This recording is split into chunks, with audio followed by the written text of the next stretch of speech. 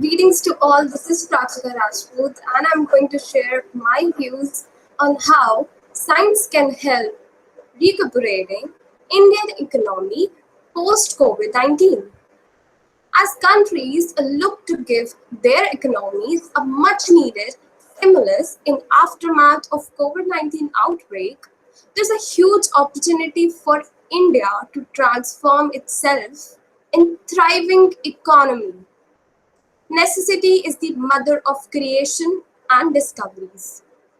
India has been known to turn crisis into opportunity. Here, the country has opportunity to build a huge biomedical sector that is innovative, quality conscious, and affordable too. Scientific communities should be encouraged to create and market their intellectual properties and research works in a good way. We need to look for policies that encourage innovate in India, make in India, and of course, buy in India. Customers are equally important when it comes to ground reality. Unlike Western countries, 60 to 70% of Indian population depends on agricultural sector, which contributes 16 to 17% of the GDP.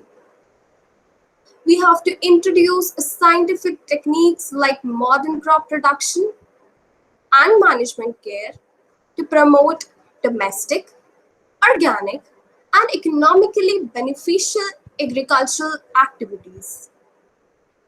Talking about scientific teams and students in research fields, about 80% of students, which is a sad stats, in research field focus on theory more than incorporating those ideas in practical grounds. There is an alarming need to convert this percentage into practice to improve the rate of innovation. India receives a good source and a good cover of sunlight throughout the year. Taking this as an example in a good implementation of renewable energy in this time, affordable solar units for domestic electrical supply during the increasing demand of work from home would be really helpful.